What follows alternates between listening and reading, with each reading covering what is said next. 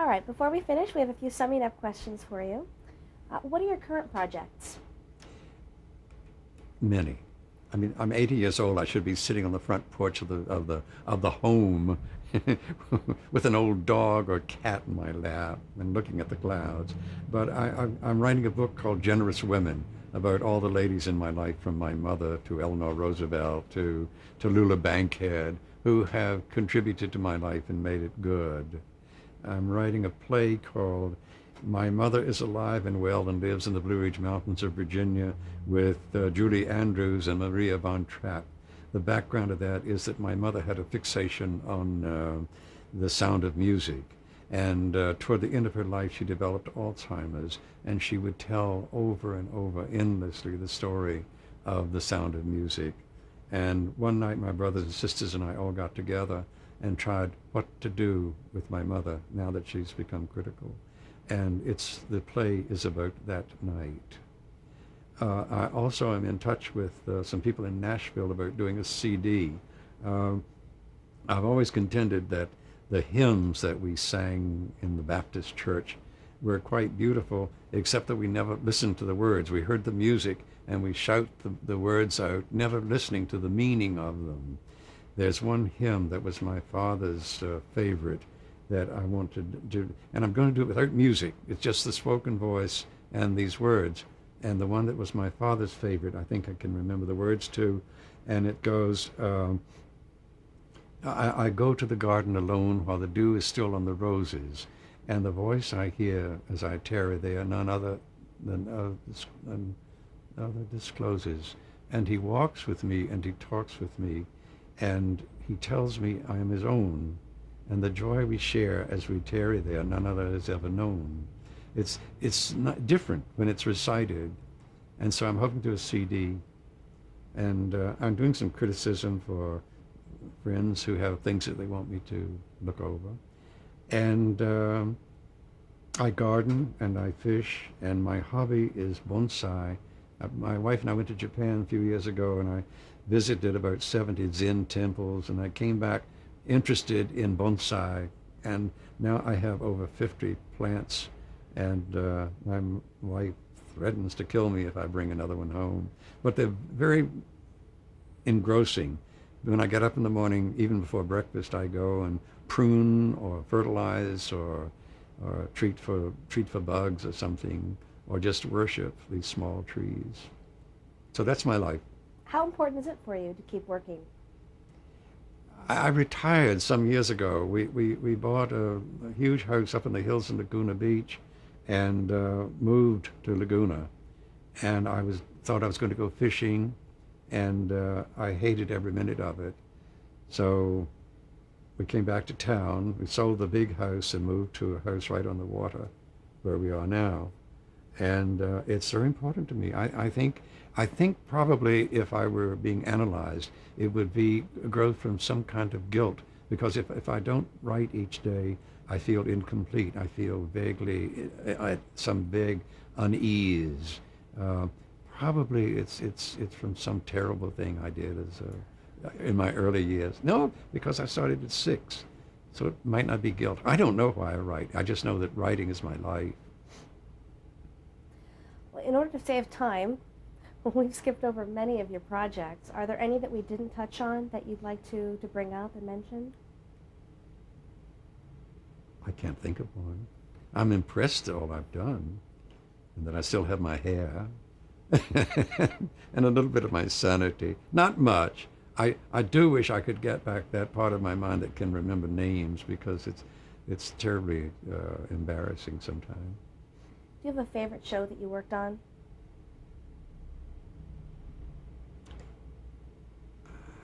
They were all fun.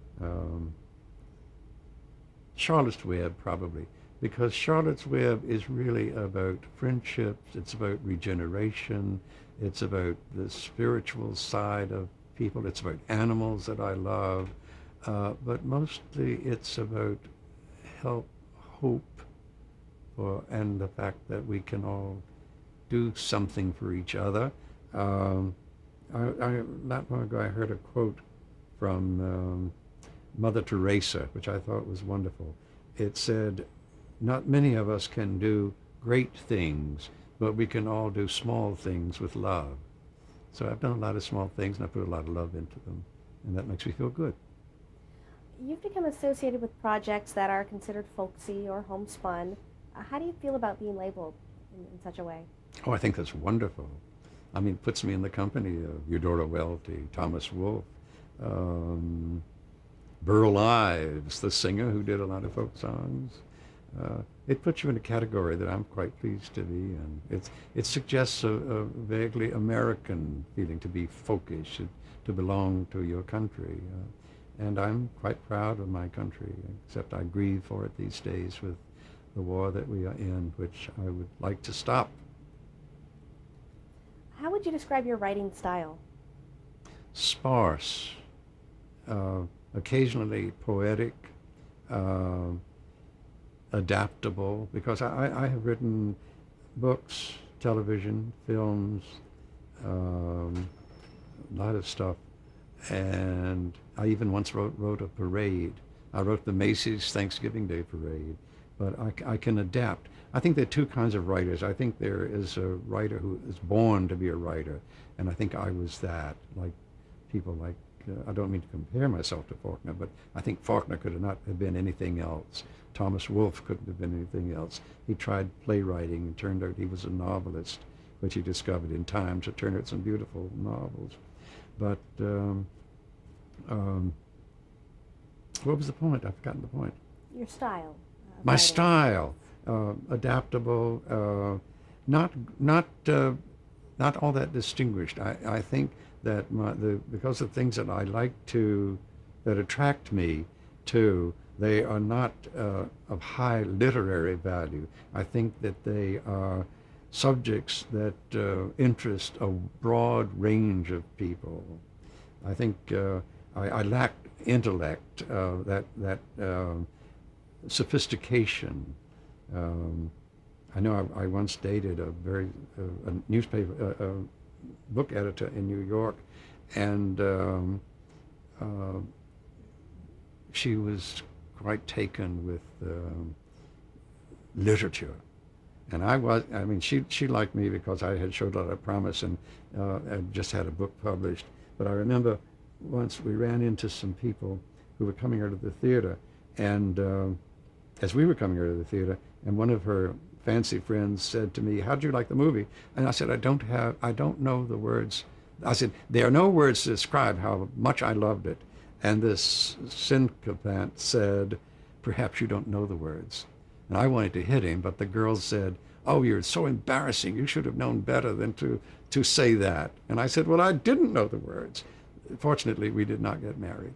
I married a wonderful girl who likes me for what I write, and not that I be reviewed in the New York Review of Books.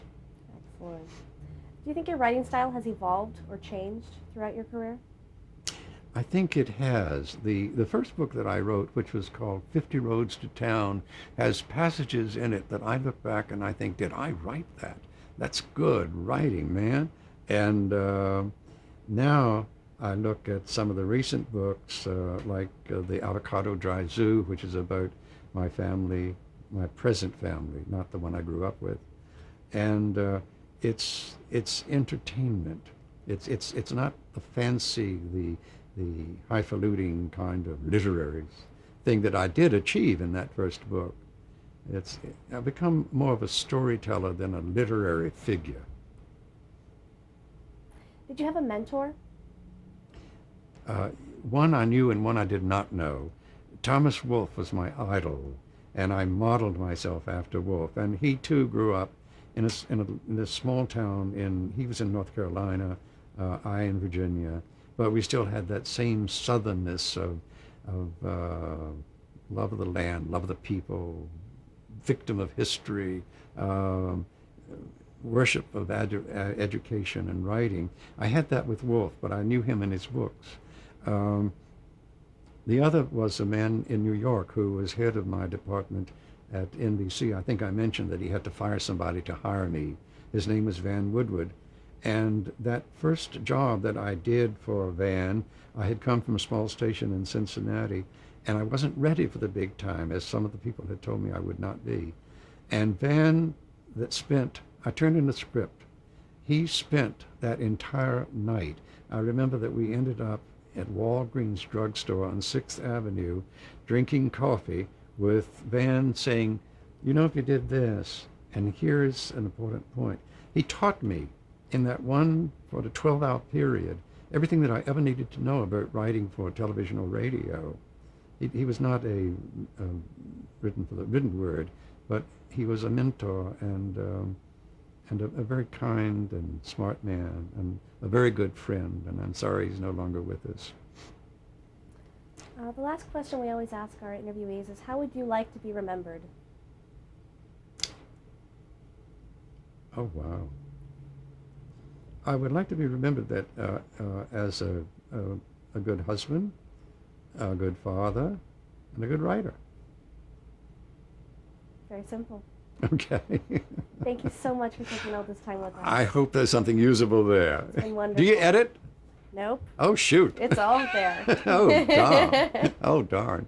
Thank you so much. Oh, thank you. Not often I have this opportunity to boast This has so been much. wonderful. Thank you so much.